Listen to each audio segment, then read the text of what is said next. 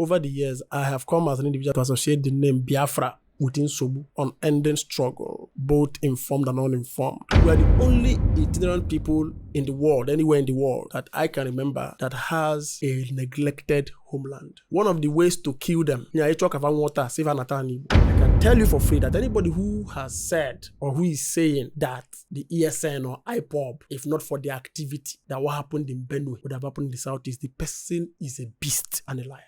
Be it Wazurike, be it Nnamdi Kanu, be it Simon Ekpa. I have not seen any of them advance any progressive cause that would positively transform either the economic or social fortune of Ndigbo, of their generation, of my generation and generation that is coming ahead of us. How we see is just utter destruction. At best, it has become if I say criminal enterprise, it looks like I'm trying to call them criminals, but that's exactly what it is if you asked me. So it has developed in Ndigbo what you may define as the victim mentality. Biafra is a hope for survival.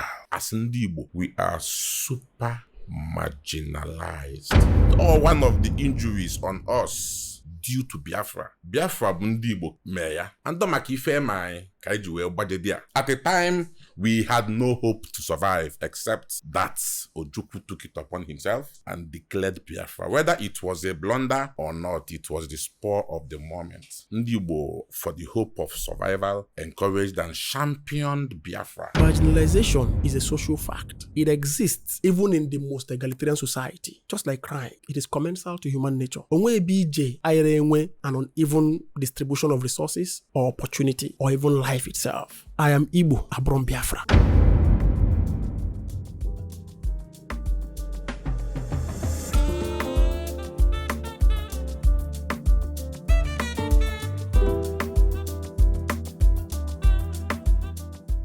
Gbam, gbam, gbam, gbam, gbam, gbam, gbam, gbam, gbam, gbam, gbam, gbam. You guys know why we're here. Even this one is another edition of Gbam that every Igbo man and woman supposed to chop popcorn, chop pen and paper, manka ga diche. Afambo Chijoke Igwendo Dogobobo. Today we'll try to flow in both English and Igbo for effective communication. Today, I am well Ndigbo Basilike. Igbo people, Ife Igbo na Agwago, people that are very passionate about our motherland and our fatherland. People that fast ago na Okenyada no no. Ewu amono obele. Fast ago na asokata eze anya. You wear basket on the face and talk to eze. All the way from Igbo integration movement. More. Imo. We have the person of Mazi Ejimofor Opara. Champion from Opara, not Opara. Odava. Mazi Ejimofor Opara was about the one Onyan Okpala. Some of you will know him as SST governor on New Media and then National Publicity Secretary of APOGA. Mazi, you've been here before. Yes, sir. But this one now is special. Yes, of course. Ndigbo na Uzodemma. Agayangana. So this is a special one. Yes, and we have a senior man in the game. As an Avudimba. Irudike na anyum manko. All the way from Ohaneze Ndigbo. Kaina Batano Mazi Edefamni Ofuma. Mazi Chukwuma Okapalaezeukwu, the president of Ohaneze Ndigbo Anambra chapter. Can you get it to you? Erike Power the second. Erike Power the second. Erike Nona Gbam. You're welcome. We've seen some of the activities of Ndigbo.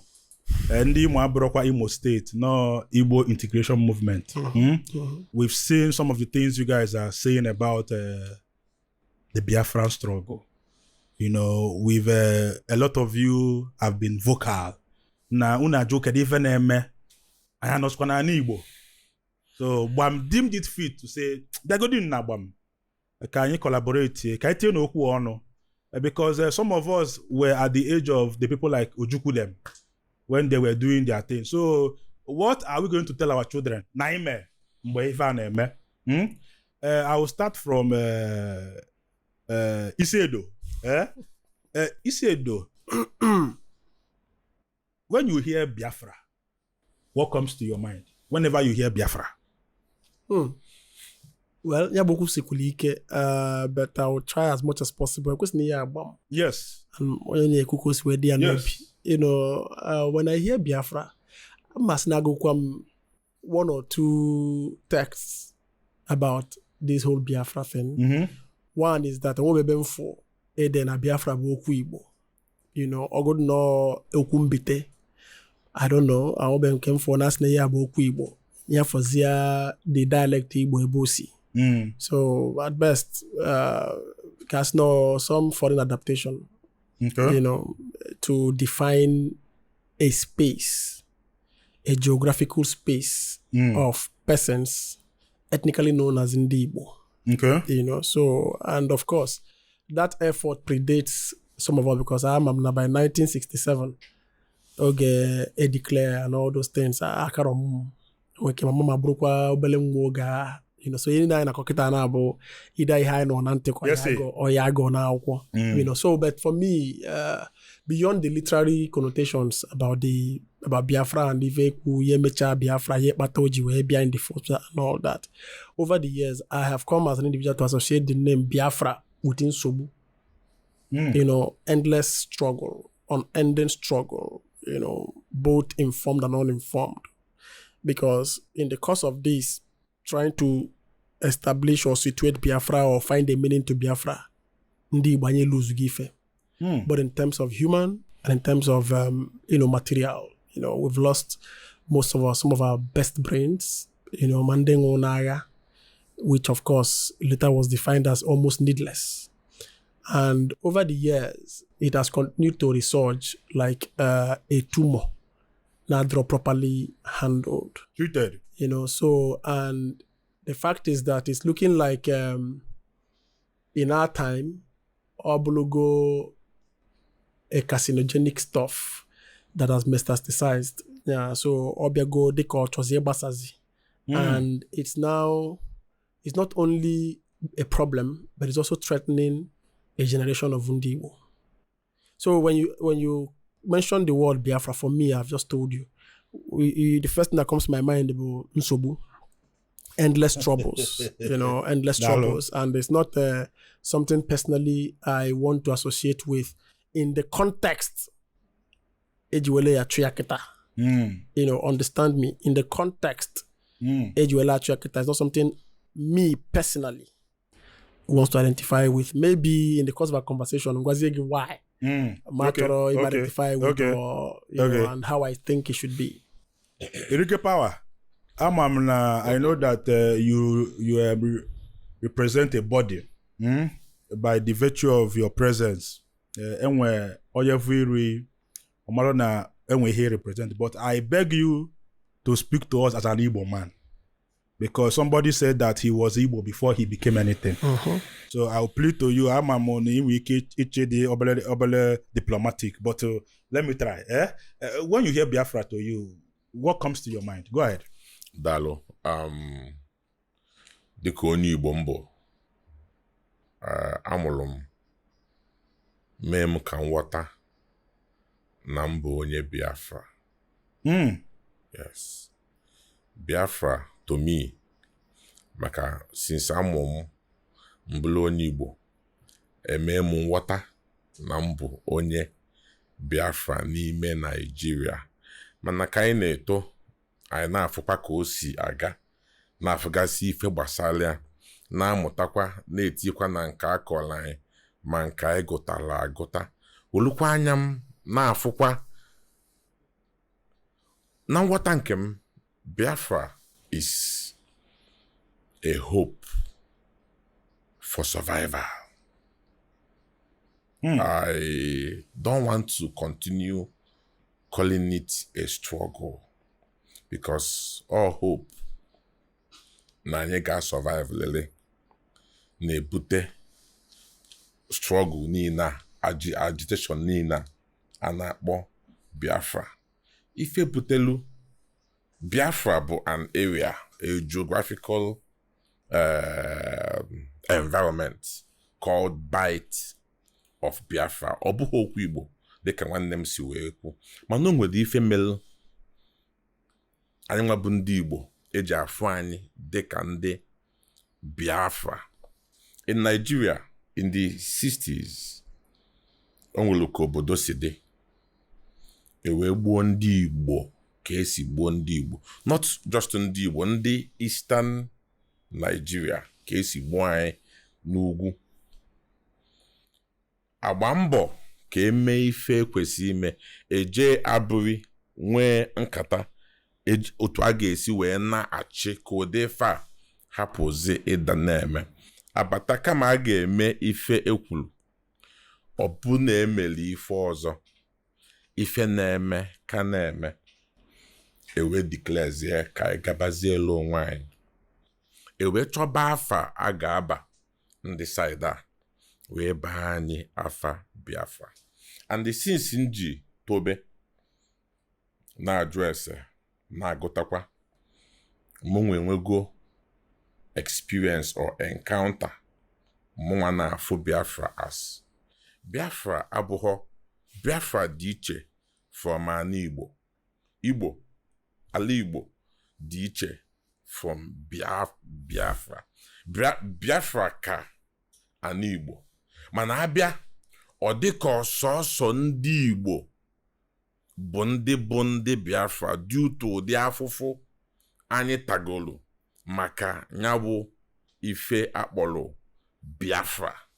So n'uche nke m, na nghọta nke m asị onye Igbo, and ofu n'ime ife ndị mmelụ nji agba mbọ gbasalụ ọdịmma ana Igbo na okpuru ọchịchị ọha na eze ndị Igbo bụ dịka anyị na-ekwu okwu Biafra, ọha na-eme ife Biafra, na enwelu need ka o nwee ndị nwelu passion, concern, care and attention to ndị Igbo, because all the injuries about Biafra has been on ndị Igbo. Everything about Biafra has been on ndị Igbo, while na ọ bụ ọsọsọ ndị Igbo bụ Biafra a na-ekwu maka ya ebe o si bido. Mana enwezi need ifemelu ife anyị na-ekwu na nji sọsọ bụ na enwego need now to separate the issues. I don't know if I'm communicating. To confirm ma ọ bụkwa otu ahụ esi bido the Biafra ka o si ka dị. Ọ bụ na ọ bụghọzi mmadụ niile ahụ bidolie ka bụ ya, anyị amalụ ma anyị nwa bụ ndị Igbo a ga na-aza that name gbasara anyị ka anyị a ga-achọkwa afọ ọzọ, maka na weda ma onye ọbụla achọrọ ya ma ọ chọghị ya, ife butelu Biafra bụ the hope of survival, that we can survive. Anyị na-afụ onwe anyị ọ dị ka na-achọ igbu anyị niile, but because na anyị nwere hope to survive, anyị gbawa gana ka anyị nwee ike survive. Otu a ka m si afụ Biafra. No. Isedo, to give you a chance to actually go on with what you were saying, you say you have reasons why you don't really align with whatever Biafra represents. Is it now or before or ever, from beginning to end? Anyway, I wouldn't say ever. I would have, without having the fear to be contradicted by anybody, I would have said ever. But maybe that would be foreclosing the chance of fair hearing for those who came before me. So maybe let me just yes, because why I said Nsobu, but at the end of the day, after the Biafran War, all the texts, both on the Nigerian side and some Biafran veterans who wrote about it, it was agreed that it was a no victor, no vanquished outing. But at the end of the day, the war has left in its trail a lot of damaged mindset, enwela Amandi Chicha after that war. There are families that no longer exist. There were thousands and thousands of Igbo intelligentsia who maybe would have ordinarily become, some major force in transforming Ali Igbo, who were killed, needlessly in that war. So for me, what is there in a war? I tell people that as no so Nyamalife, Yane made the same thing over and over again, a different result. You get it? If you talk about Ndigbo, Ideka Ndiju, Mananya Brondiju, na Ideka. So not that simile. Okay. Anya Brondiju for those who come out to advance all sorts of this thing. Or metaphor? Right? Simile. So Ideka Ndiju, Mananya Bro. Ndiju in the sense that in terms of our social outlook, maybe our socialization, some cultural uniqueness, I'm with the same kind of orientation within, Ndiju, and particularly how we engage our environment. So somebody will say we are an itinerant people. We are in everybody's backyard. As a matter of fact, Ndigbo bundine jepu. Everywhere. Post-independence, we were everywhere. Some of our founding fathers, somebody like Zeke. Zeke was not born in Onitsha. Ojukwu was not born in Nnewi. So you realize that even before our coming, they survived by interaction. They survived by trade. They survived by, meeting people. Because I don't want to say Ndigbo na Azụafia because Ndigbo na Azụafia. That's another misconception. Ndigbo Azụafia mana amafama. Amafia onezikezo. Yes.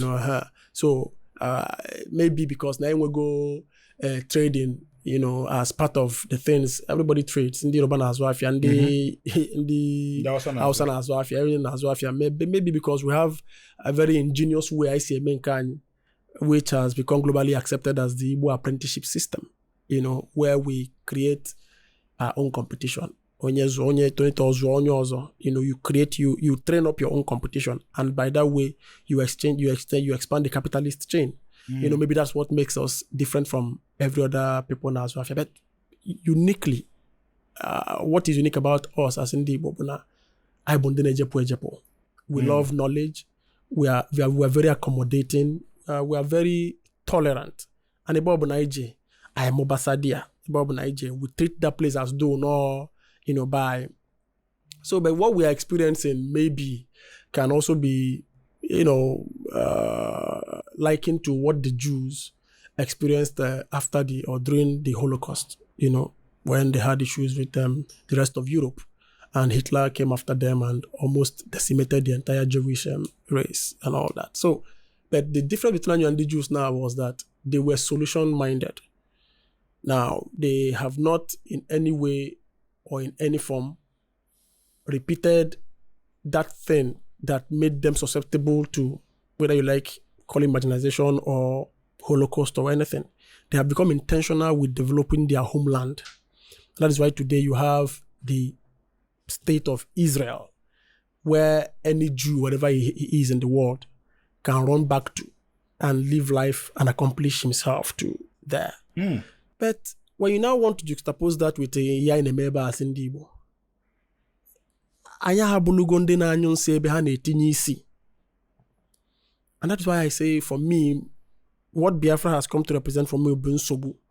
Because be it Wazurike, be it Nnamdi Kanu, be it Simon Ekpa, I have not seen any of them advance any progressive course that would positively transform either the economic or social fortune of Ndigbo, of their generation, of my generation, and generation that is coming ahead of us. All we see is just utter destruction. At best, it has become a lucrative, if I say criminal enterprise, it looks like I'm trying to call them criminals, but that's exactly what it is if you asked me. It has become a selfish enterprise for them. Okechukwu, all the money you have been spending on Umuwani and clubbing, if you have invested it in land banking with the Pine Leaf Estate and Properties Limited, all this loan app will not be pursuing you up and down. One, stop learning. Come and invest in land banking with the Pine Leaf Estate and Properties Limited. You know, if you look at the life of activists, it's almost like the life of missionaries, early missionaries. They have zero regard for materialism. Selflessness. But you cannot say same of some of these people. These our, let me call them neo-Biafran agitators. You know, to some of them, it doesn't go beyond the naira and kobo of the struggle. That is why you go to a place like New Owerri, where Wazirike has his palatial mansion, and you begin to ask yourself, is this the home of an agitator? Or is this the home of a former head of state? Or the home of a former business mogul? I onye dosachi ya inejo kevo bosa. Keda fi Wazirike na azode. Kevole. Keveji Malaya.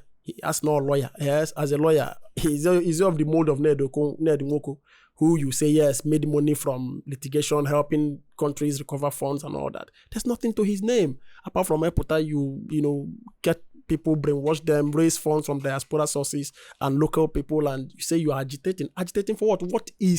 What is it that we did wrongly in 1967 that ended in 1970 that we shouldn't repeat again in this 21st century, in this period? Has anybody sat down to have that structured conversation about what Biafra really is, or what Ndigbo should really be driving or striving towards? As of today, we appear like a people that are confused, because if you come to Nigerian context, you don't know my Nazo Biafra, my Nazo Igbo president of Nigerian president of Igbo extraction. So we have become a people that are almost rudderless, and this is where the Igbo movement has come up to say that no, we cannot be zombies, all of us. There has to be a structured conversation about this, so that it's not like we are saying that that they will, by just one magic wand or by just coming to Gbam or having different destiny, that the whole thing will end. No, it took years of continuous indoctrination. It took years of continuous misinformation. Conscientization. It took years of steady propaganda, sustained propaganda for these thoughts of Biafra the way it is today took root, such that people wake up and you see somebody who is living large, who is a businessman in Kano, doing very well, has maybe the largest business enterprise in Kano, yet he tells you that he is marginalized. So it has developed in Ndigbo what you may define as the victim mentality. And you ask yourself, the person who is in Canada, for instance, or in the US, doing well, maybe sending monies at home, maybe as the breadwinner, diaspora remittances and all that. But this person, the last time you checked, and won't be anything this significant he has done for his immediate community, probably. But somebody somewhere has just sat down behind the microphone and told him that there are Fulanis behind his father's farmyard and that they are coming to destroy everything. So he should bring money. And you see people sheepishly throwing in resources, throwing in money, not knowing that they have inadvertently been empowering the actual criminals who have been tormenting Ndigbo. So in the light of that, I am very, very, how will I put it? I am very, very clinical in defining the difference between Biafra and Ndigbo. I am Igbo, Abrom Biafra. You get the point? Abmoni Igbo. In whole and yes, I don't know if you, as a matter of fact, if you look at my birth certificate, I went for Biafra there. Well, by virtue of my name, we in Nigeria we're three ethnic groups, three large, ethnic groups: Igbo, Hausa, and Yoruba. There are other sub ethnic groups too that also want, who are saying we are. I want to but the broader ones, where maybe other ones, say their own derived from Igbo, Hausa, and Yoruba. Eto mana mbonyi Igbo. Na-asụ Igbo, ekuzori m Igbo, na-egosi m omenala Igbo. Anọ m akọ Biafra. I mean, nobody ever told me na mbonye Biafra. You get the point. But at the end of the day, even if I elect now to say na mbonye Biafra, what is the substance to it? What kind of Biafra am I going to say na mbo? Onye Biafra na apụta efu mmadụ na eburu nwanne ya.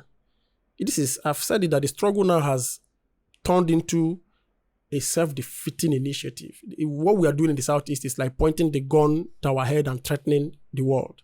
Nobody looks at you. Everybody can see you have the nozzle in your hand, and as a matter of fact, the more you decimate yourself here, life is cyclical. And with that, there are just some people that will take up this space who may not even agree that Ndigbo Ndigbo with the way we are going. So we shouldn't continue with. For me, Biafra for me has become a deliberate ploy to self-annihilate if you don't watch it. Self-destruct. Yes. Erike Power, you said something about Biafra being, to you, is just hope, survival, not a struggle, right? That was what you said. Yes. What was hopeless about Ndigbo in the 60s that we needed hope? What was hopeless about us? You made that point. Get the hopeless about Ndigbo in the 60s that we needed that hope. Go ahead, please. Survival, life, time changes. In the 60s, it was hope to survive that encouraged and motivated precisely Ndigbo to champion Biafra, because it was an ethnic cleansing. Were we politically hopeless or economically hopeless? I want to understand in the area where Ndigbo are actually hopeless. These are people that started transport company in Nigeria. So is it this is the group that produced the first what is it called? The first black millionaire. What is Nnamdi Azikiwe? Okay, president. Ceremonial. Yeah, this is the first group, So how are we hopeless? Was it political? Was it economical? I want you to drive that point home, please. Life. We were hopeless about life. Okay. Survival. Idigodondo. Remember now in the 60s, Ka Egbulu, a head of state, Igbo, where he was killed and was murdered. What was that? Agui Ironsi. That was a coup, right? Was that a coup?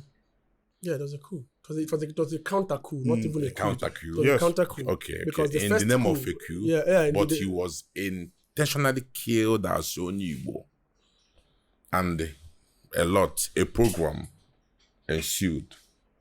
Ndigbo were motivated to seek for survival via Biafra when it was declared. Just life, just to be alive. But like I said, time changes. Like I said, I was born and was made to understand that I am Biafran. I do hit my chest to say I was born a Biafran. Are you Igbo or Biafra? I'm Igbo. Yes, I am Igbo. But as an Igbo man, I used to hit my chest and say I am born, or I was born a Biafran. We inherited it via our orientation. And time changes. Time changes. When it came up, when Biafra began to exist, and now the narratives are no longer the same. That is why I can now regurgitate and start to struggle to isolate Ndigbo from Biafra. These are two. I will still ask you a question entities. about what's happening now, because I actually want because you mentioned hope. Okay, that was why I wanted to know how we're hopeless. You just mentioned life. And then who you mentioned was Agui Ironsi, head of state. The most powerful man in Nigeria was murdered and killed. And that was a counter coup. And then before that coup, the first coup, do you remember who was killed? Yes. Who? That was coup. That first one was indeed a coup d'etat, natural, the way it should be, irrespective of where you came from or who you are. But you see that counter coup, it was an intentional, a revenge, deliberate. It was vengeance on Ndigbo, and it didn't stop there. It continued. At a time, we had no hope to survive, except that Ojukwu took it upon himself and declared Biafra. Whether it was a blunder or not, it was the spur of the moment. Ndigbo, for the hope of survival, encouraged and championed Biafra. Though then and now we are no longer facing the same challenges.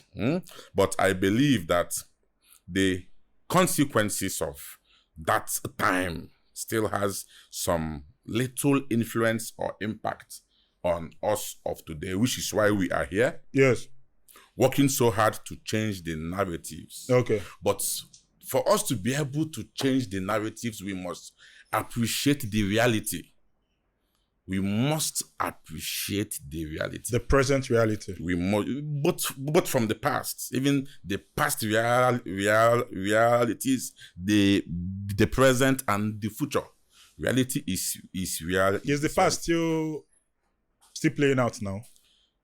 Its the past reality, its impact of the past is here. We are here because in the past we resolved to come here, and today we are here. We may be here again the next day as a follow-up of now. So past to today and the future, they are intertwined. Okay. They are connected. Okay. You want to say something? I want to say something. Go ahead. See, I'm a pan-Nigerian. Okay. And by that, what it means is that I believe in Nigeria. I believe that Nigeria, we are not too large to govern. Neither are our differences irreconcilable. No. The only problem with Nigeria is that we accentuate our fault lines more than those things that unify us. Now, my brother said something about, the coup and the counter coup and all that. But if you listen to him carefully, you'd also notice something in his, communism description of that, the events of the past. I tell people, you see, you can slap me, but you cannot determine how I respond to the slap. You may slap me like that man slapped Jollof and Ntaga Lunala. Yes. Like Jollof. You will not tell me what to do. Now, I don't want to, I'm Igbo, right? And the counter coup of 1966, Ndigbo, just like you had the coup of 1966 too, that also had people from the north and other parts of the country killed.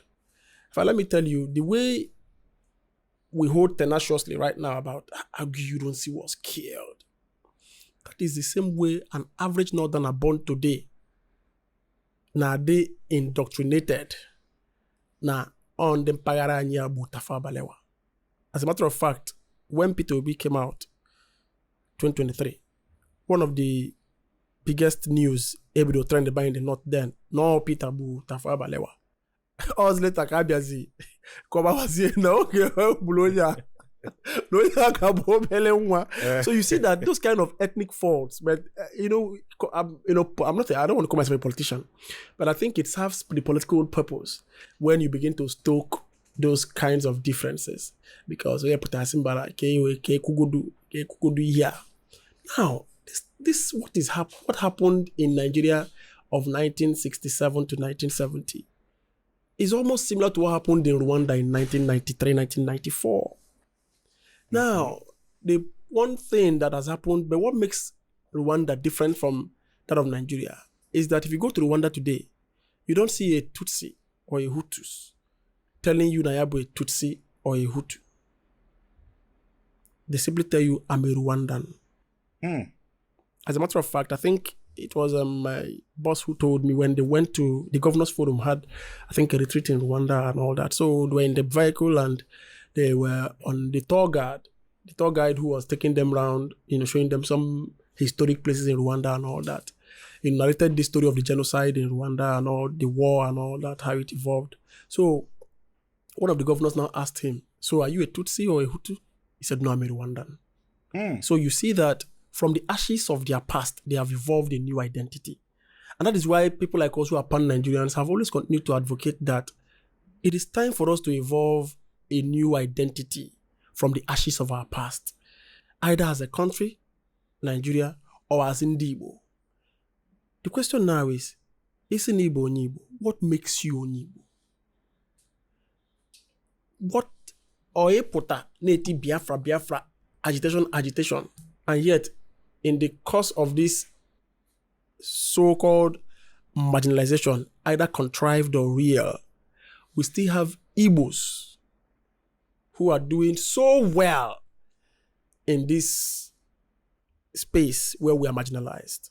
As a matter of fact, if you look at the poverty index of the country, of Nigeria today, I am sure that Southeast has the least in terms of the states and areas where you have people who are living below the poverty line. If you come to Southeast, it's the least in terms of the population. Because why?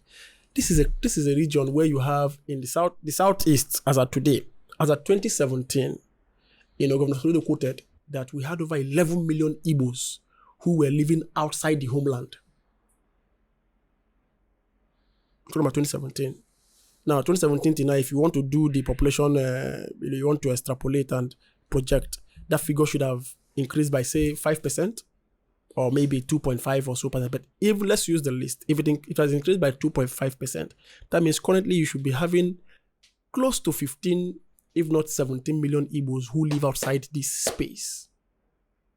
So I tell anybody who is talking about agitation, talking about secession, that it is truly not in our informed best interest to talk and go about secession in the way and manner we are going about it.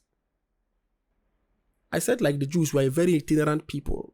And as a very itinerant people, we are the only itinerant people in the world, anywhere in the world, that I can remember that has a neglected homeland. Neglected? Yes. As a matter of fact, there are Igbos today who are in Kano, in Borno, in Lagos, and various other parts of Nigeria, or even other parts of the world. One of the ways to kill them, you talk about water, save anata and Igbo. Anata go there for 1 year, because there's nothing here for them to even survive on. I was giving one story to. And you think Nigeria is the one doing it for them and then giving them that environment? Giving them what? That eligible environment. I told you that as an Igbo man, you are born ready. The fact that we say that once you are born an Igbo, once you born Igbo, you go the natural degree for BSc Commerce and Trade. So anywhere you are, you have that natural instinct to survive, not just to survive, to blossom. You say that Igbos are not marginalized, that we're playing the victim mentality. Is that no, get me right. Now I tell people, if you want to contextualize marginalization, the way I make it make sense to anybody who asks me this question is this. You see, there is this us versus them theory in sociology. When you talk about class, talk about group, every group has what you may call conscience collective. You get it? And one of the fundamental features of a conscience collective, something that unites that group more often than not, is an image of what you may call a collective enemy. So if you trickle it down to even the family setting, in your own family,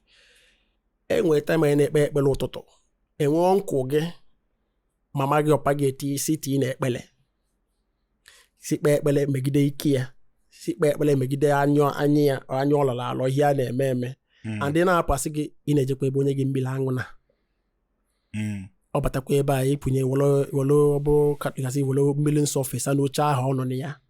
You get the point.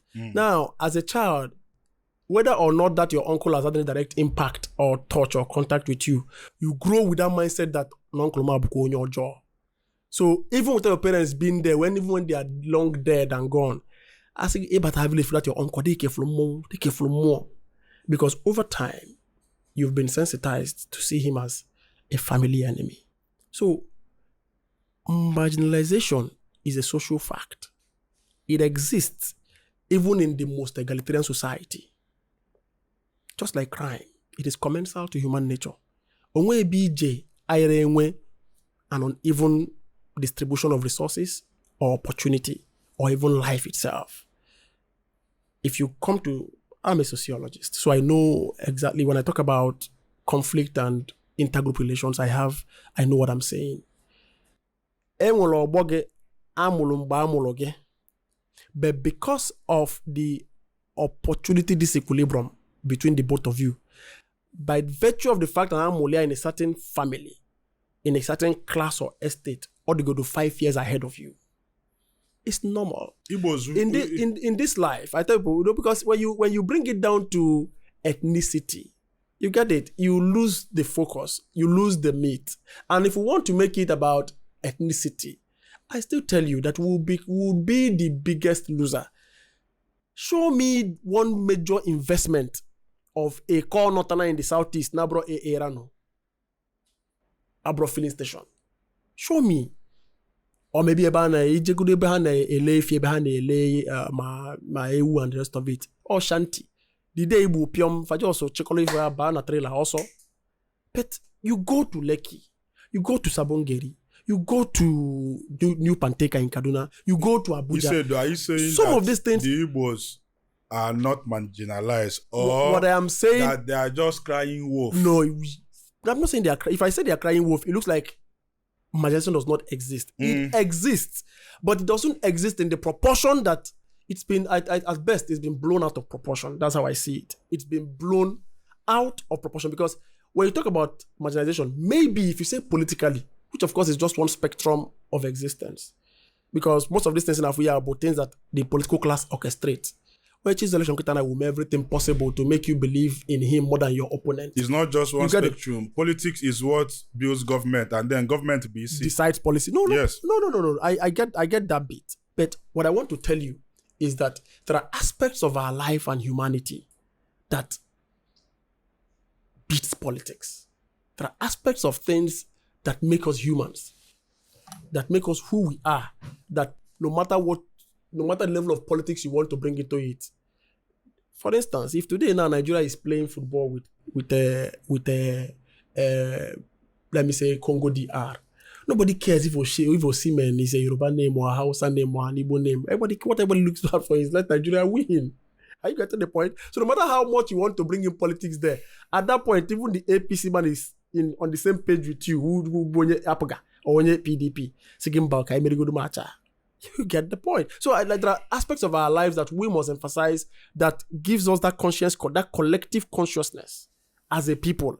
But if you now begin to isolate other social facts, like, which of course conflict is rife in every society, it makes it look like it is just about Ndigbo. It's not just about Ndigbo. If you go to the southwest, if you go to the north, for instance, what we now call today Hausa Fulani, the typical Hausa person will want to tell you, I'm not Fulani, I am Hausa. The Biron man want to tell you, I'm not Hausa, I am Biron. The Jukum person want to tell you, I am not Fulani, I am Biron. The Jukum person, the Kanuri, but if you break it down home here, and I tell people, let me give you a very lucid example. If, assuming without conceding, name were Biafra tomorrow, for instance, if you must produce a Biafran president by virtue of the kind of politics we play today, resource-based, Onyejego, which state in the southeast do you think will produce Biafran president back to back? Anambra. Now, do you think states like Imo or Ebonyi will want to fold their arms and just accept now here Biafra? Do you think there wouldn't be another agitation for another cry for marginalization? That's why I want you to understand this. And so it's everywhere. As a matter of fact, life is for the living, truly. And once face by here, but at the end of the day, what should make sense to me is, what does Biafra, beyond struggle, beyond hopelessness, whatever it is, what does Biafra represent to me as a person? What should it represent to my child in the future? Erika, do you have a reaction? I have a lot. Please. A whole lot. No. Before I ask you, please, go ahead. Yes. You know, I want to make something so clear when I said, or I want to make the line between the coup and the counter coup. I want to make it so lucid. Coffee off my day. Both of them are not the same. Go ahead, please. The first coup, the original coup, that was not a tribal, unfortunately affected more people in the north. And it was termed Igbo coup. And that was the misconception that brought about Biafra. Because it was termed Igbo coup, Ndigbo were targeted. And to survive, we championed Biafra. It wasn't political marginalization. We were more politically stable that time. The same thing economically, but life, now on survival, Biafra was the only thing that gave hope of survival to Ndigbo. And that is why we championed it. Then and now are no longer the same. A very important need to differentiate between the realities of then and that of now. Ndị be anyị, unu kpọrọ nya bụ oku, anyị azago. Ugbu a, ị ga-abụ onye ọbịa na Gbam, n'agbanyeghị ebe ọbụla ị nọ n'ụwa. Ị chọrọ ka anyị gbaa gị ajụjụ ọnụ maọbụ ị chọrọ ka ụwa nụ ọnụ gị? Deere anyị ozi maọbụ kpọọ anyị n'akara ekwentị ndị a ị na-ahụ n'iru onyonyo gị. Daalụnụ. Okay. I don't know if, now we can now discuss about marginalization, right? Go ahead, please. Ndigbo are high. Whenever you hear the term marginalization, it is political and economical. Forget about our strength of survival. We are super marginalized as Ndigbo because of Biafra, or one of the injuries on us due to Biafra. So would you say it was self-inflicted? No. How can it be self-inflicted? And all this self-inflicted, we must have been extincted by now. And I cannot go extinction. Okay, go ahead. But because it is on us, because of Biafra, no, makefa ka onwe nwa ina-achụ mfụnanya nwe some powers nwere maka dị nwa na-akpanye gị. Ndigbo are being exceptionally marginalized because of Biafra. Ndigbo championed it with the hope to survive. We have survived. We have survived. Therefore, there is need for change of narrative, but we must embrace reality for us to achieve that change of narratives. Biafra bụ Ndigbo mee ya. Andọ maka ife mai ka iji wee gbadede ya. Amụrụ m Gbam na mbụ ya. Ọ ka m na-etozi as I'm coming up na-afụ the differences ka m nọ wee mmalụ na nwere onye bụ onye Igbo. Nwee ife bụ Biafra. And from the history of Ojukwu's comments, impressions after the war, when he came back, even at a time we began to somehow what happened up now? Ojukwu even made that war. We realized that war was actually unnecessary when you juxtapose what it cost us and what it gave us. The same way, if you juxtapose the cost of this agitation for Biafra and the benefits to us, you will sound the way my brother here is sounding. But why I don't utterly sound that way is because we have been sounding this way for so long and we have not really made impact. Which way? Let me land. Okay. Avoiding Biafra. Doing Biafra, God forbid. It is a reality that we must embrace and discuss in order to change the narrative to the incumbent reality. Our leaders are avoiding it. it's before, it seems like before you are sworn in as a governor, as a senator, or as a leader, you will be warned. Don't talk about Biafra. Don't, okay. And there is a lone voice attending to the reality. And this lone voice tilted towards separation, secession, as the only medium to achieve that aim of survivor, which is Owazulike, Nnamdi Kanu, Simon Ekpa. If this issue is not fundamentally addressed after Kanu Ekpa, there shall be more and more, because voices. Because if you hold a cat and you block the airwaves, there must be struggle for survival. There must be struggle for survival. If the issues are not fundamentally addressed or attended to, we are going nowhere. So, for me, Biafra should be discussed, and also emphasis should be laid on the difference of being Igbo and being Biafra. For so many years, that propaganda of Biafra has been there, and the only way to redeem our people from it is to discuss it and reform that mindset. More people believe they are Biafra than people who don't believe that they are Biafra. Okay. From the beginning, I have always said I am not IPOB, but I call myself a Biafra. I will tell people I am not Masob, I am not IPOB, but that I am Biafra. Today, I don't call myself Biafran again. I accept that I am an Igbo man. I try to separate an Igbo man from Biafra. Biafra is beyond Ali Igbo. Am I communicating? The Biafra we inherited, we understood, is beyond Ali Igbo. But Ndigbo, Atagezi, we have suffered so much for the sake of Biafra. And today, there is need to make the line so clear between Igbo and the Biafra.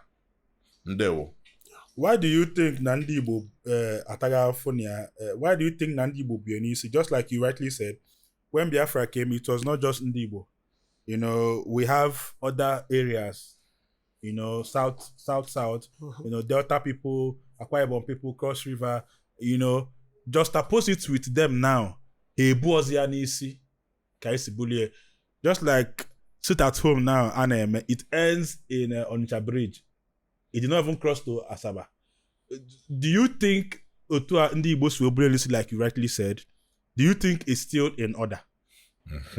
Because it wasn't so before. This is how it is now. You now see the difference in time that I emphasized earlier, and the need for change, because something has changed. There is need for change of narratives. It is no longer the way it used to be. Before, it wasn't so. Before Power, the lone voice you were talking about, let's cite Mazi Chukwuma, for example. You know that whenever he's talking, he's not just talking about Ndigbo as Biafrans. You know that him does not talk about just Ndigbo as a Biafra. He covers Cross River, Akwa Ibom, Edo, you know he covers them. Cross River. Yes. You know he covers them, right? And they have failed to heed to his preachings. They have failed to listen to him. They don't buy whatever he's saying. Okay? Do you think that Ndigbo buying what he's saying, don't you think he's actually just out of sentiment? It is not only Ndigbo that didn't buy into what it is not only the cross riverians outside 5 states. No, outside 5 states. There are many within Southeast that didn't go well or agree to his preaching. No, many, like The many we are talking about are just in their numbers, 1122. I'm talking about why is Asaba people not having people invade them and say, don't come out? But they are doing it in the 5 eastern states. People will come out and say, if you come out. But it's because it is not just individuals that are not buying it in outside 5 states. It is a system that is not buying it. Don't you think that it is a system that bought it in an Igbo? It's a system. There is a system. There is an organized system that bought it in an Igbo. Don't you think that that's out of sentiment? And do you think that we are doing better than people that their system did not buy it? Because it is systematic for a whole people to say, I'm not going to the market. You don't think so? In my opinion, I suspect. Suspection, okay. I stand to be corrected. Okay. I suspect that one of the reasons why Kano is still in detention is because the leading class are scared of his freedom and continuous, what will I call it, evangelism to Ndigbo. Yeah, they are scared of him. Because, wait, let me land. It seems, perhaps it may not be the reality, it seems that when he speaks, he gets more audience than most of the ruling class. Okay. That competition seemed to be there. I suspect, I am not saying factually, I still stand to be corrected. This will show you that that lone voice has gone so deep into the society that you had nothing in your mind and just only one message comes in. That is the only thing you will possess. So a majority of Ndigbo are not enlightened, but they are experiencing the hardship as a result of the marginalization on Ndigbo due to Biafra. So it is easy to connect the situation, the reality to Biafra, and yet a lone voice saying about it. This is the capacity that mobilized enormous Ndigbo to follow that evangelism and makes it look that this is the only way that we can. I like the term that you're using, evangelism. Yeah. I like the term. Let me ask you, was it just a voice? Or did the voice make people to now adopt other ways to now push the voice? Was there other ways that the voice was pushed? Were there other ways that the evangelism, because some people did not even listen to the voice, but they saw people carrying arms. Do you think it was just a lone voice, or the voice empowered people that had access? What I called a lone voice, the lone is that is on the narrative, only a tunneled narrative of secession, Biafra of our own. This is the only way all these things will end. Or was like did so, Kano same, Epa same. So that narrative is what I termed as lone. We voice. know what. Believe you me, just one minute. I have heard from the grapevine where somebody said, if not for the attempt or efforts of Kano and his ESN, that what happened in Benue would have been a child's play to what would have happened here. I have had somebody strategically placed say so. He could be right. He could be wrong. Perhaps, but someone... I'm coming to you, Sado. Somebody sounded that if not, and if you check people, if you check amongst 30, 25 may sound same way. We know what voices are when you say voice. You just mentioned Nigeria and then the voices here. Worldwide, Muhammad Ali was once a voice. Martin Luther King was once a voice. Nelson Mandela was once a voice. This one that was just gone down, this white guy that is doing that white guy, The Kirk, yeah. is was a voice. We know what voices are, and we know what when is no longer a voice. In that context of these voices, do you still think that this is a voice? Don't you think that it's now beyond just voice? I'm now asking you,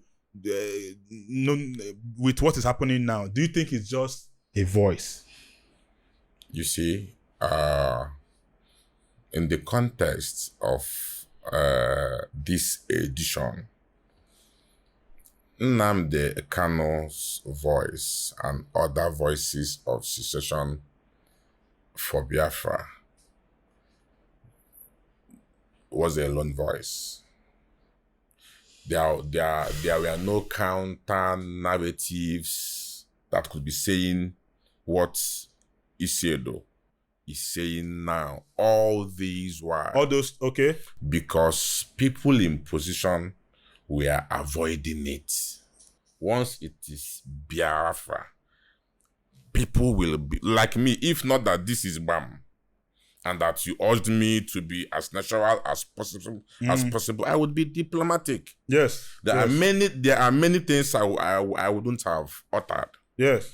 But because we are here As Igbo, as onye Ndigbo. Igbo, ife ndị a na-ekwu, ana m ekwe as an average onye Igbo nọ n'ala Igbo. All my life I have spent more time here. I am part of those people that the evangelism we are coming to. We were discussing it, juxtaposing them, and I'm telling you that whether we like it or not, the earlier we start discussing Biafra as a reality, The better. the better for us than avoiding it. Nnamdi Kanu, who is discussing it, people are falling in line with the realities of the time. We are super marginalized as Ndigbo. Southeast is a homogeneous zone. It is unique as the only geopolitical zone with one ethnic nationality. Ndigbo. South is not so. Northwest is not so. Northeast, North Central, Southwest. Other zones are not like we are. And it was intentionally created. We are not Southeast. We are not positioned at the Southeast, but we are called Southeast. We are landlocked. It was done intentionally. All these are as a result of Biafra and the uncertainty of, because we championed Biafra, then all these behaviors, treatments are being meted on Ndigbo. Tata anyị etogo. We are no longer the little kids that our identity as Biafrans are being imposed on us. As Igbo, I can tell you before now, I used to say, I am Biafran. I am not IPOB. I am not Masob. Because my parents made me to understand that many of our lineage died as a result of the Civil War. And that somehow, because the treaty of reconstruction, reconciliation, and the rehabilitation was not attended to, we believed that the war was still on. But after the establishment of the Southeast Development Commission, people like us declared that the war is over, because we believe that the commission is going to address rehabilitation, reconstruction, and reconciliation. Now, if you compare what is happening with Southeast Development Commission after more than 1 year of establishment and other commissions, you will now see the reason why people like us would say that Ndigbo, Southeast, and everything that concerns us are super marginalized. Blue line cut across all the geopolitical zones except Southeast because we are homogeneous. We are Ndigbo. It is particular and intentional on us. If our people who are in business share with you what they go through in their line of business, you will just understand that God created us specially. That is why we are surviving. Imagine that after the war, every Onigbo, irrespective of how much you had in the bank, received 20 pounds. Not all Biafrans, so Ndigbo precisely. Not all Biafrans lost their properties in other locations except Ndigbo. So Biafra has brought so much upon us that from our childhood till now, we are emboldened to intend to discuss it and also be able to create a line between Ndigbo and Biafra as a whole, so that we can protect, promote, and project Igbo interests. Now that, Mazi, I'm coming. Now that we are discussing it now, where is your position? Where is your stand? KCMA now, do you think the way they are still agitating for it now, what is your position now? Before I continue, because I know that you want to give us the background of what led to this. Thank you. All the important. Yes, because Ndigbo na oil na amade ebe mmiri bido wee mabia. So keta anya amaga ebe mmiri bido wee mabai from you. Mmiri a okana ama anyị keta, and how are we reacting to mmiri na ama anyị? Ma ọ bụ na okana ama anyị keta. Ikwenye ka esi eme now. Go ahead. Yes, my opinion, Bona. Most of us, not all of us, most of us are reacting, but we should be responding. Most of us are reacting. Yes. Not all of us. Most of us are reacting. Most of us. We should be responding. We should be responding and not reacting. For instance, sit at home emanated as a result of the, so to say, unjust detention of Mazi Chukwuma. Along the line, after a long time, we discovered and realized that sit at home is counterproductive. We tried to take responsibility, but we applied a counterproductive formula, which is self-inflicting. It is wisdom for us to pause and change style, because a man na atwanya a different result, and the mother da fucha akokbo suo nwe na anya fugo na sit at home bo anya nwe efu akokbo suo nwe na anya. Otu a ka esi nwe need for us to understand na the medium and way of this agitation nke tata anyị tinye na scale analyze ya anya afụ na ọ dịkwa counter productive. But the formula that we are applying, the wrong formula that has positioned us reactive, does not mean that we shouldn't respond to ife na-eme. Obu ma ife ọ na-emekwa anyị ji a react. Ife na-eme.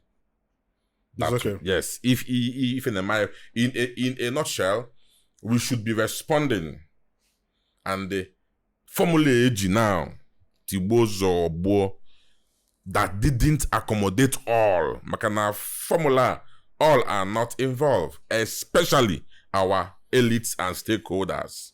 So I need a formula. I they give up, but I need a formula that will inculcate all, maximize impact, and serve the peoples.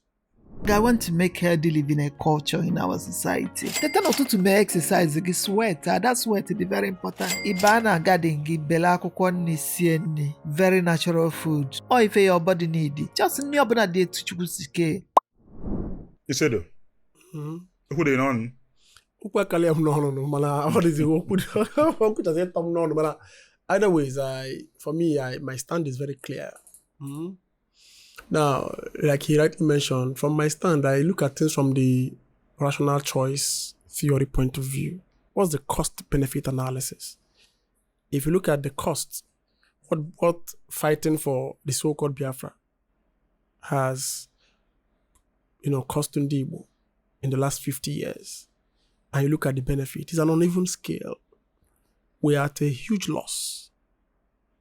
A very, very huge loss. Now, let me just mention something. So, for the records, the question of this geopolitical zone arrangement, who proposed it? It was Dr. Alex Ekweme, the late Dr. Alex Ekweme. Onyoko, Onyibo. Ide. So, you discover that oftentimes, I tell us that our problem as Ndigbo is that we want to lose. Some persons do not like our republican nature.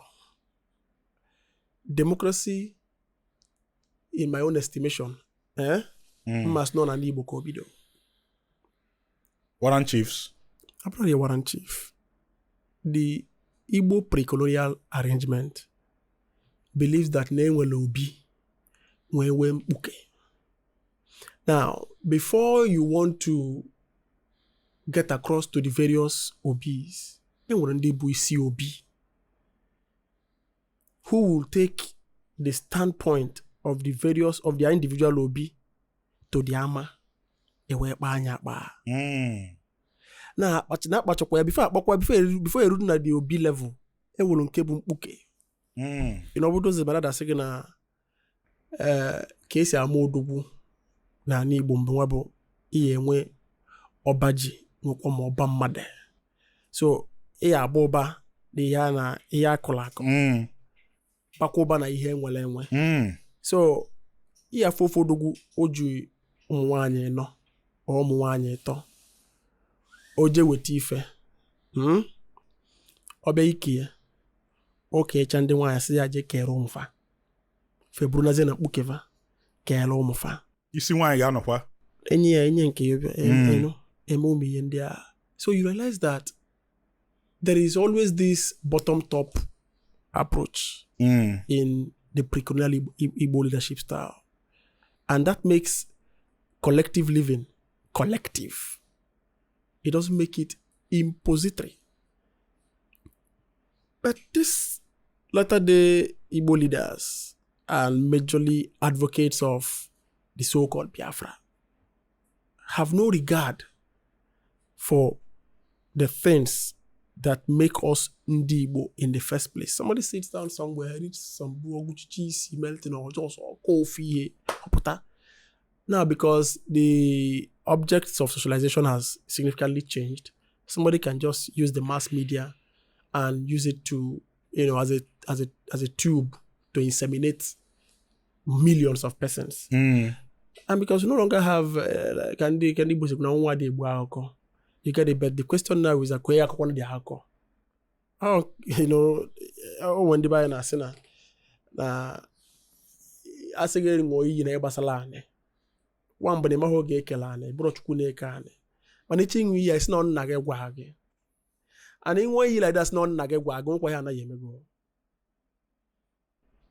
because in angu yi na yi aka gene kan nna ge gwa ge. But the question now is that mad no neketa kan na fa na agwo yi mad no ne never den de kono ka hage kono navante. Now, the much I know that the Igbo intelligentsia, even in the first bout of the Biafran descent, most of them were quite vocal. But because of the boisterousness and the energy of youth of the early advocates of that Biafra, they were overshadowed. Because I believe now, okay, Metiana will become Metiani Yokolobia. Kemi and Yokolobia. Nobody took time to sit down and listen to the voice of reason. Nobody took time to even ask ourselves before we go into, our Bible saying that before you take a step, you count the cost. Before you say about kitana jebe ni neje isi eba kitine neje owere. Ajugodo nwoke ka ebe park owere de. Ego ne ka na agba. How many hours ko ye do nje mgba sie na how many hours, mgba bus how many hours, mgbo my private car how many hours. We checkpoint n'ụzọ nwe ebezi adịghị mma mmesi through akọkwa ka mmesi through Ọnịcha. Ịgbakọ n'ife no. Ịgbakọ ife na na-akpa ife akpa before ejebe. But what we just find here is a situation whereby a few renegades will just come together and tell you this is what we are going to. And if you want to engage them to saying, no, I think back. They threaten you, threaten your life, threaten everything, tell you they'll burn down your home, they'll do this, they'll do that. I now feel your name. Today, the Southeast have become almost desolate because people no longer want to engage in active dialogue. People don't want to sit down and have a structured conversation about this Biafra to be or not to be. People don't just assume Biafra. So you have a few persons who sit online and maybe get few guys in the villages. I wanted to mention this before I lose my thought line. You see, part of the promises or part of the opium that some Biafra advocates, or most of the Biafra advocates, they listen the Bible, at best, utopia. Yeah, utopian thinking. Then we have Biafra, if I dem Obro bus driver, Obroze commissioner for transport. Obro abro ne wara call Obroze head of military. Uchiongwe brigadier general. Uchiongwe colonel of Biafran army. Onwenko. So those kind of false impression, those kind of false narrative of an egalitarian, crime-free, prosperous, and trouble-free society is what they sell to are people who have become largely impressionable. So onye pụta, osigi na ihe aja akwa na onye kita na agwa gị na Biafra ma ọ no intellectual. Ọ banye fule for be sabotua. So what do you do to sabotua? You destroy sabotua. You unalive him. So the question now is, somebody name eme udiya onye haka akanokwana mada. Isi aka dịkwa ya mma ọmọkụnọ ndị Igbo ka ọ na-agwa okwu. We're talking about the people who have just made ndị Igbo eji eme ọnụ. Imagono, if you want to give a human example of wisdom, knowledge, and anything that has to do with human smartness, what defines a Homo sapien sapien? Ndị Igbo ka eji define ya. But is it like that today? It's no longer like that today. When you that now I enwe time when ndị Igbo ya pụta in mass, ya pụta no, onye pụta aniba ebe a na ya bụ enwe December taa, ọ na-ekwo ụzọ niile akpọchie village a na-ekwo ebe na-atụta na-eme meeting ma August meeting ma meeting ụmụnna ma everything. That the time will come, a place like Iseke, like Mbose, like Osumo, for agba ọsọ befa kende na achụfa their kith and their kin. I can tell you for free that anybody who has said or who is saying that the ESN or IPOB, if not for the activity that what happened in Benue would have happened in the Southeast, the person is a beast and a liar. A beast and a liar, that's Anoman. Yes, the person is talking without data. The person is talking from the point of view of a vested interest that I think the authority should capture him and get what that interest is. You think these governors who spend their resources welega eju edozi obodo na actually ndị n'ime ọfịa hapụta agwa gị that since ebido chụba ihe a onye nwude Michael Nnaji, onye nwude Okeke Okafọ, onye nwude nke a. And by the time you go deep into it, if una our brother Biafra ka na-azọ, that the matter is deeper, that Biafra has become just a facade. It has become a facade. And that's why I always want to, thank people like Professor Charles Chukwuma Soludo. He is one of the elites or intelligentsia who looked at this beast in the face and called it by its name. We woke up one morning and police somebody a tweet here, thank you angels, #UGM, #Omoma. Eme asigna ndi mele ya bu unknown gunmen. They are not what are they trying to reduce Ndigbo to? Marukuni osege no bomme no Nigerian military or Nigerian police na gepota na epotaro ihe funu welu.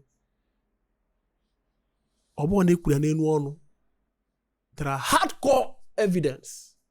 There are hardcore facts portraying the fact that they didn't just warn, but they made do their threat.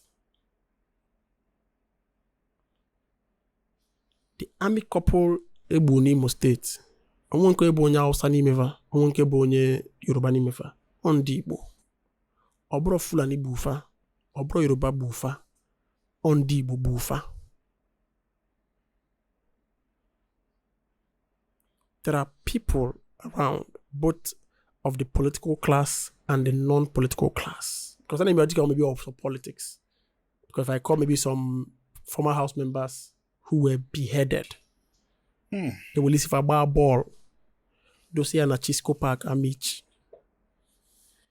What will you tell the son of the late Dr. Akonyele Keta, Chika Akonyele, about Biafra or Gegente? That a small boy that had no life. Ama di hebo gene signone me Biafra menka. Putana bo me pay his call into 2 on broad daylight. On the Fulani.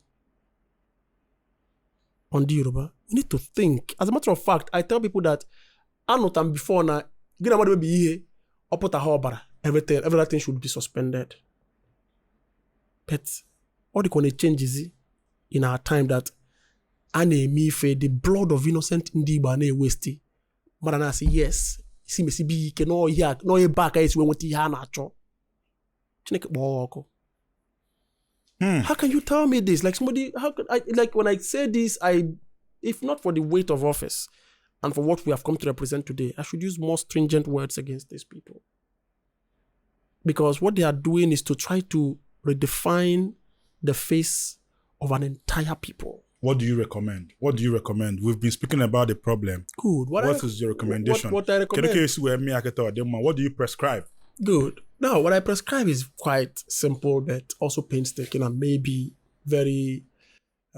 should the struggle be abandoned? Should the whole stuff... There is no struggle. It says, should the killing be stopped? Let's stop looking this thing. What struggle? What are you talking about? Should the killing be stopped? Yes. When you talk about struggle, talk about people going to the streets and raising placards. How many times have you seen these people going to the streets and raising placards? You see them looking so ferocious, and the people they have recruited were the dregs of our population, the dregs of Ndigbo, hideous criminals. You went to Imo State, you broke through the prisons, brought out very condemned prisoners, empowered them, and they started going rampant. Please. You see, when I say these things, I don't say this thing from, it didn't get to Okpala. Thank God, maybe Okpala is the table land. And we don't have by our topology or topography rather, we don't, that kind of thing cannot survive in our area. You get it? But I have a friend from Oawi Dembili. That was my second home. This guy was he's my best friend. So I remember 2015, 2016, we could just from Waka here drive through Okpo, drive through Mbosi, enter Iseke, Batawi Dembili, we stay there. From there, where we come back.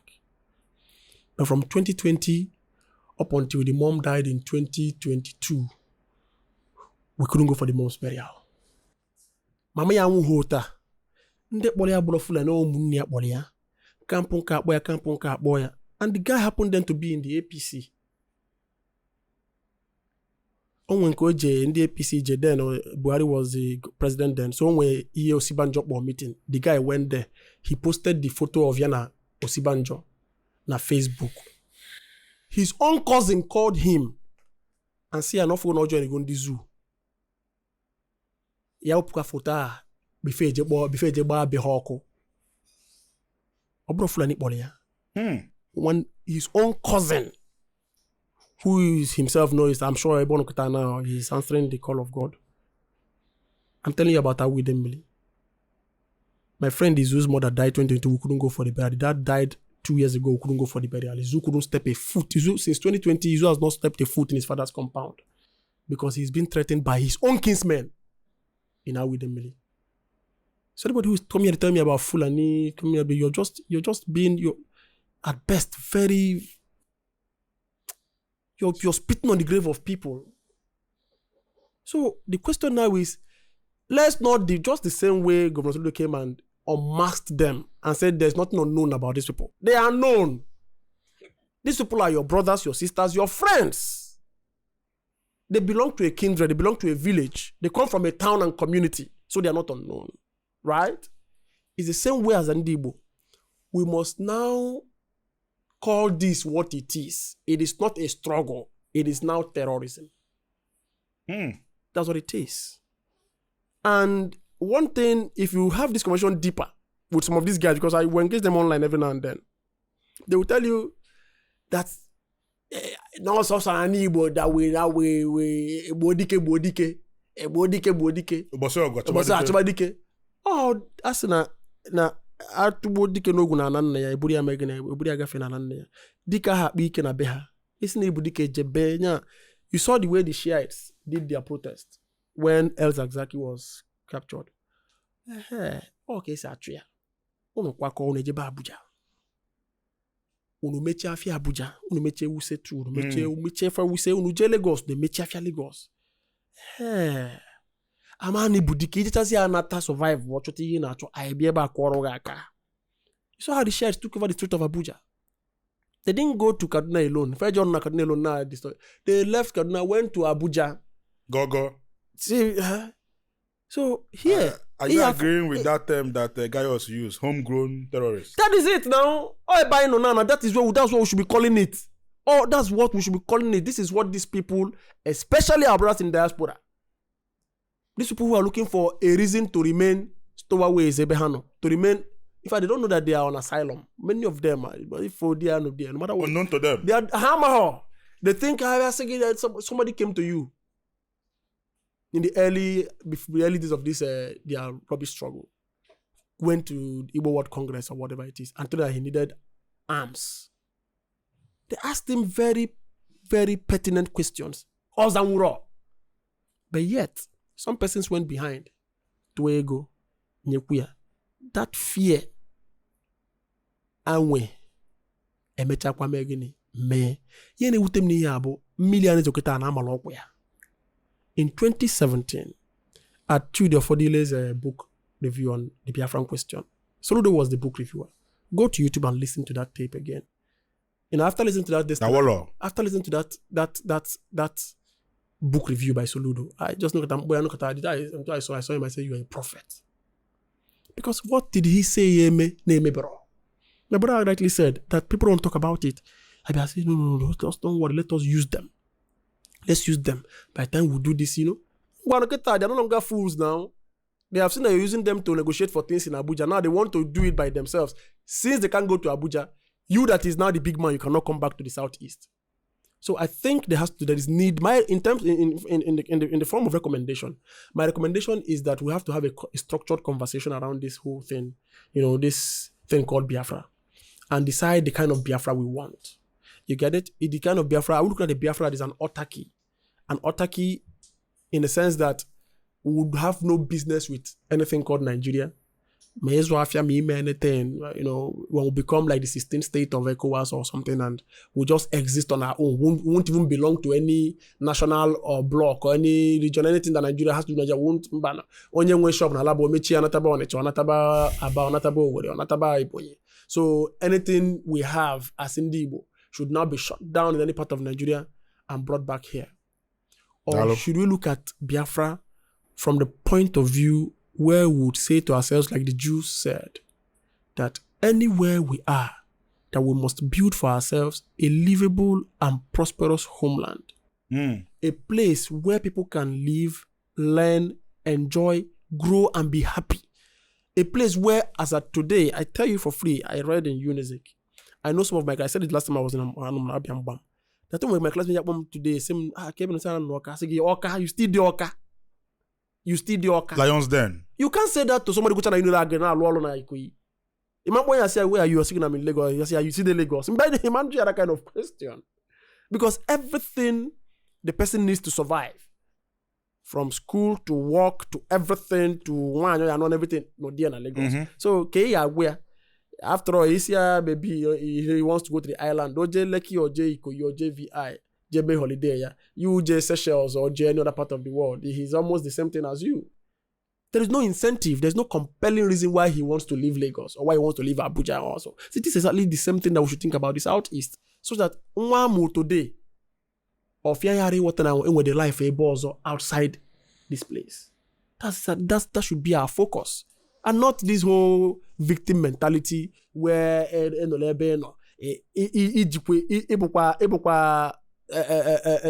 Ezigbo Kano. Marginalized again. In businesses in Kano, in businesses in Kaduna, in businesses in Abuja doing well. Just because you want to appeal to the lumpens here. Because let me tell you the truth. People are usually united by misery. So what most elites do is to identify what constitutes misery to the people. So remember those days I say one man I will water Omoyago, I will fire Obiango. What it means is that he will bring water to Omoyago and bring light, electricity to Obiango. You know, those days, but we have grown beyond those kind of things. Even though we got parts of Nigeria where Apotakwa is still part of campaign. So part of the things people say that makes the poor now want to be energized and say, hey, we're going to Zobu. It's like when you now come and tell them, why are some of these miracle centers in quote, why do you find a large amount of poor, jobless people always thronging there? Because the preachers there will make you understand that no, that big man in a village had the destiny for where Boba. Hey! Oh, this man, hey, Jesus, Holy Ghost fire. What kind of Holy Ghost fire they think we are? Boni mechi shop on Monday kwese no na shop na azwafia biabo na bele. There was one big man in Newi that led the crusade. I think he was talking to, I can't remember the Gbam. He was talking to some members of it. He's a born again Christian. He was telling his church members that I serve God. But at the same time too, I am not ignorant of the fact that I have to work hard for God to bless me. So what I do is I bring out a day nja solo chimonso. That day you would find me anything Barcelona or anything, you will see me do it. But aside that day, any other thing you're doing, Barcelona, you're on your own. Even God worked for six days and rested one day. So in the success equation, in being a successful society, it's not a function of how long you pray. It's a function of how productive you are. So these are things that we need to begin to tell our people. Not telling them that no Biafra bia onye truck pusher or vulcanizer na Nnewi or bruise the Ibeto of Nnewi. Ibeto were 10 buildings, a one year. But God can do it now, according to the Bible. Brother, but all utopia now. We're talking about data here. Utopia, you just mentioned Bible and then Christian God. Of course, the Bible said we walk by faith and not by sight. Yes. But faith without work is what? Dead. Bless you. So what I'm saying. So the fact is that if you walk by faith, you know, and if you look at even the way you call faith, how did the Bible even define faith? Let's not enter there. Let's not enter there. Yeah. Let's conclude. That is why this very edition should be progressive. And then that is why some of you may even need to come back to actually do justice to some of these things. Some of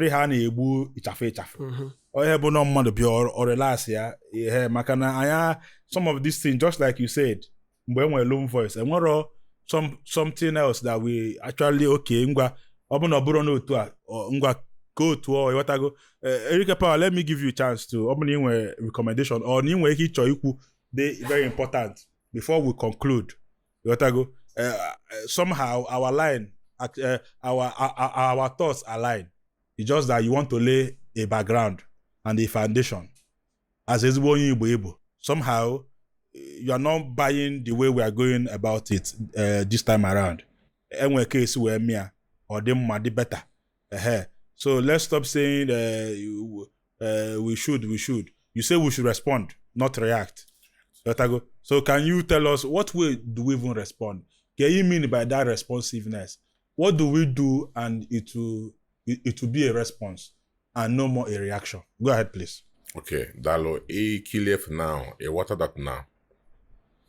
Oblo na agbala anyị afa ife gabo the outcome of the civil war. Maybe a majority in that hall that day would not say aye to it. Otu akodokwa na ọbụ na agbala anyị afa ife sit at home ga turn anyị into. Onwedike. Many people will not subscribe to it the way many people did.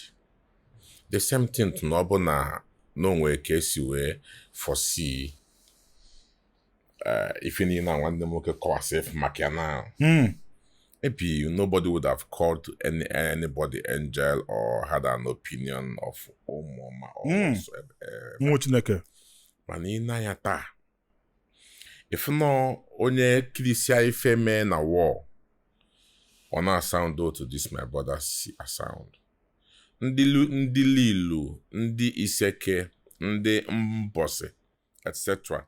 Today they are back thanks to His Excellency Governor Chukwuma. Almost back. So they are back. They are back. Are they? Yes. They are back now. You know? Obodo na mgbe obidosi. Obodo na fama no otu a ka ọ ga-adị. Ndị kolofa aka na mbido. Ama nke aka otu aka ọ dịkwa anyị niile bụ ndị Igbo. Ọ bụ na ya ma n'otu aka Biafra ga-adị. O nwere ike ma anya champion ya. So now we are now responding. Oh, we are now. Iseke, Okay. Mbosi, Okay. Lilu, Azia, etc. People are now responding, and that is the results are now for now. That is why we are here now. Gbam. Dalo. We are already responding, discussing it. Gbambo. Amamodi ya. Ama na kyo to esi. Mani makana Igbo kukwa. Sena ojoso abakulo ọgwụ. Ọmara na ọgwụ bụ.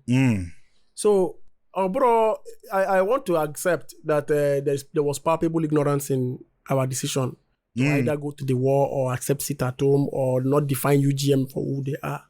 But the question is this. Let's not be like what Chinua Achebe said. People who learn nothing in history but to repeat it. So, in all these things, what have we learned? From the Civil War to this sit at home to all the decisions that we've taken that have been counterproductive. The question now is that, Ndigbo,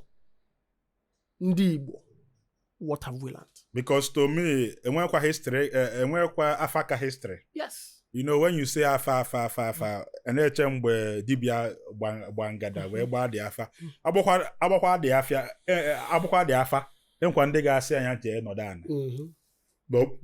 No matara ya. No bụrụ eziokwu. Yes. All history. Ndị Jew ka na-eche Messiah. Yes, no. Ọsọ ndị Jew. Ọsọ ndị Jew iso heche.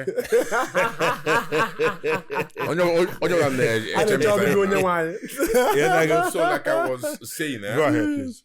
We are already responding. Yeah, and sure. we go line. Na gweze anyị ọnụ. Dalo. That is why the Igbo integration movement do seek here for such a special edition. Yeah. Yes. To discuss this. This is just the beginning. In time, we shall continue to dissect it. Yeah.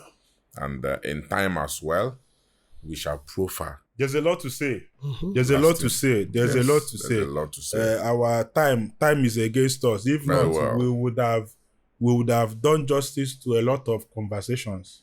But I saw what some of my friends are doing, and then enjoy Asasino Imo. I said that I will not have such a platform, and I will not avail it for such an ideology and then and the movement. For some of you that are joining us, this is Gbam. If you Gbam, Gbam is very, very encompassing. Yeah. We can actually accommodate you. Yes, sir.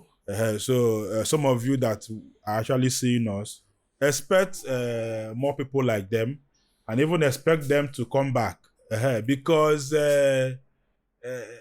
it takes it takes a lot of time for something to simmer. Yes, sure. A difference between hearing, understanding, and comprehension. Yes.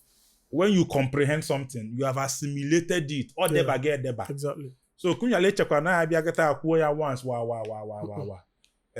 Some of these voices that actually entered, it was Consistency. over time. Yes. Consistency. Yes. It was over time. So I want to encourage us, our brothers.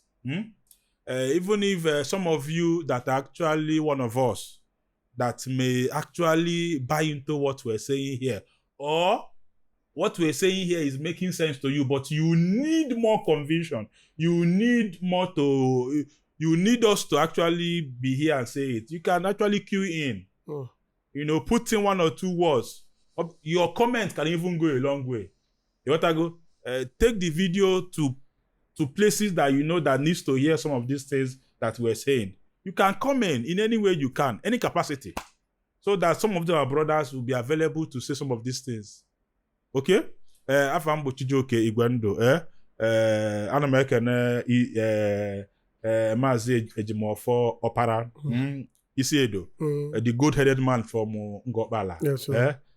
Thank you, and we hope to see you again. Nekere kwa Mazi Chukwuma, Chuks, thank you for coming. Yes, Dalo. We hope to see you again. I love the way we balanced it. Yeah. I love the way he laid background so that kaide kwa sure. Yes. Makana umaz keta abuzi kwom. Yes, so. Mana okay bia whoever is we bido. And hopefully, I hope we will hear. Hopefully, Yes, I hope we will listen. Yes, This is where we draw the curtain for today's episode. You will see more of us and more of these wonderful topics. We need to say it. We need to say it. We need to say it the way it is. Ngwano. Kafuno bosolo komesiano. Thank you. I nwere akọ pụrụ iche ịchọ ọkụ ụwa nọ. I nwere ife dị n'obi ịchọ ikwu gbam. I nwere ife dị omimi ịchọ ọkụ onye ọbụla malụ. O nwere akala aka izole ezo ịchọ ọkụ ụwa fụ na inwe passion for. Bịa na gbam ka ụwa n'onu iyi. I nwere business ịchọ ịkwụnye n'ọkụ. O nwere product ịchọ ka o soro na gbam. Ịchọ ka ife ị na-ele, ife ị na-eme na-aga as viral as Gbam. We are here for you. Contact the number on your screen. Ka ikwunye n'ọkụ ka ifu na ọ na-eme. Adamuaka, Gbam is the biggest Igbo interview in the world. Come and find out for yourself. Thank you.